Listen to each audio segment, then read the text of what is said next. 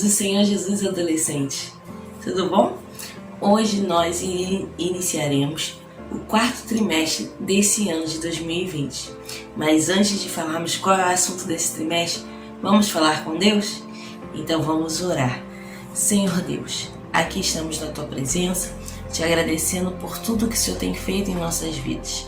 Te agradecemos porque chegamos a mais um trimestre e o Senhor tem nos ajudado a estudar, o Senhor tem nos ajudado a aprender mais de Ti e o Senhor tem nos fortalecido cada vez mais. Muito obrigada, Senhor, pela Sua bondade e misericórdia. Que esse trimestre venha a ser diferente, que venha a ser melhor que o trimestre passado e que venhamos cada vez mais a aprender do Seu amor e fortalecer a nossa fé em Cristo Jesus. Já te agradecemos em nome de Jesus. Amém. Vamos lá? Então vamos saber qual é o nosso assunto desse trimestre? Esse trimestre nós estamos falando sobre a história da igreja para adolescentes. E a nossa primeira lição vem falando o seguinte: como surgiu a igreja? E o nosso texto em destaque, nosso texto aula, diz assim: e todos continuavam firmes, seguindo os ensinamentos dos apóstolos, vivendo em amor cristão, partindo o pão juntos e fazendo orações. Os apóstolos faziam muitos milagres e maravilhas, e por isso todas as pessoas estavam cheias de temor. Atos 2, 42, 43. Você sabe o que significa igreja? Igreja, ela vem de uma palavrinha grega chamada eclésia, que significa assembleia de pessoas que elas estão ali reunidas para adorar Cristo. Cristo, ele comissionou diversos seguidores, isso com o intuito de levar avante a sua obra, e essa é a razão da existência da igreja. Mas como surgiu a igreja?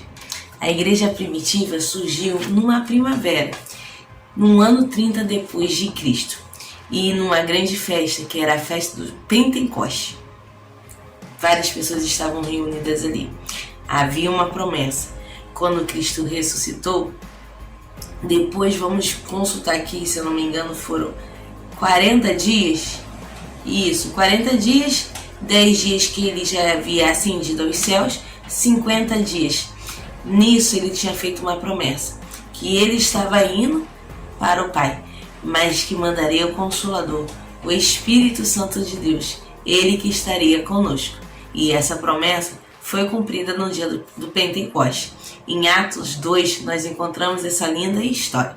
Então, abra sua Bíblia lá em Atos 2 e confira essa história. Diz ali a Bíblia que várias pessoas, isso mesmo, várias pessoas de vários países se reuniram ali naquela grande festa. E ali, todos, cada um falava um tipo de língua. Mas quando o Espírito Santo de Deus desceu, todos passaram a falar a mesma língua e começaram a se entender. Diz lá em Lucas 24, 49 que eles ficassem em Jerusalém até que do alto fossem revestidos de poder. Essa foi a ordem que Jesus deu para eles.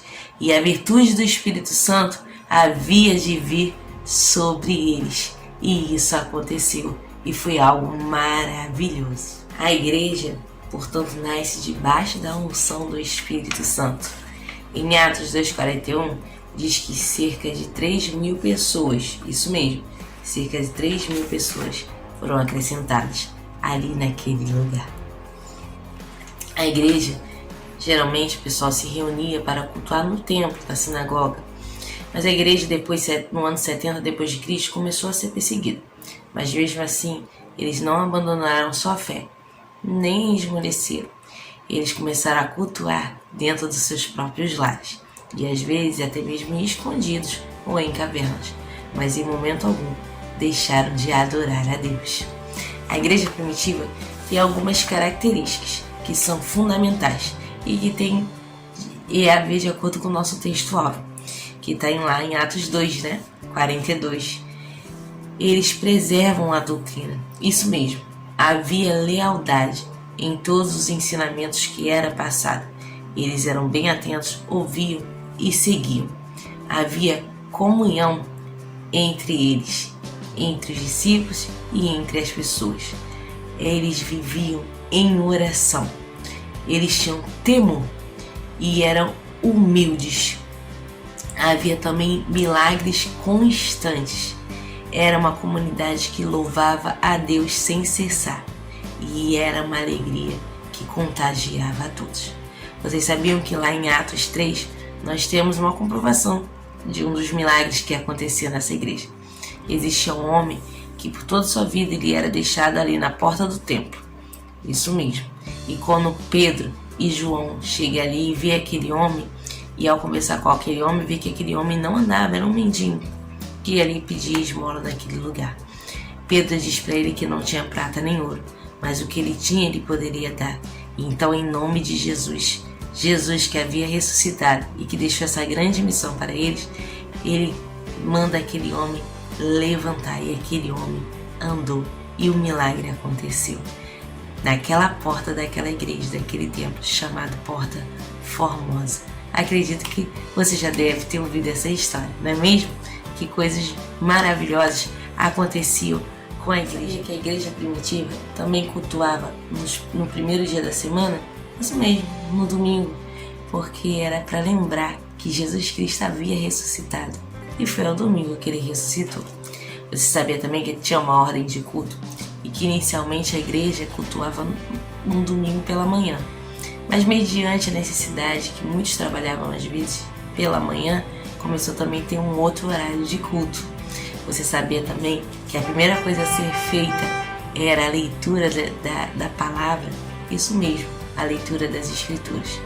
Logo após havia um sermão e depois as pessoas também testemunhavam, cantavam e também havia palavra de exortação. E também as pessoas após se converterem eram batizadas, seguindo o exemplo de Jesus Cristo. A igreja também sempre tinha Santa Ceia. E sabe por que se tinha sempre a Santa Ceia? Porque eles celebravam o modo como Jesus os havia libertado do pecado e expressavam sua esperança pelo dia quando Cristo voltaria. E eu quero deixar para você 1 Coríntios 11, 26. Então, amados adolescentes, não deixe de cear, não deixe de cultuar Deus. Abra mão de tudo e no domingo venha lembrar que Cristo ressuscitou. Ele venceu a morte por amor a todos nós. E ceie também para lembrar do sacrifício que Ele fez por você, por mim também, e que nos libertou dessa maldição do pecado. Estude a fundo a história, a nossa história, como a gente surgiu, a igreja. Isso mesmo, não deixe de lado. Essas lições estão maravilhosas e vão falar muito ao nosso coração. Um beijo no coração de cada um, fiquem com Deus e até a próxima aula. Espero vocês!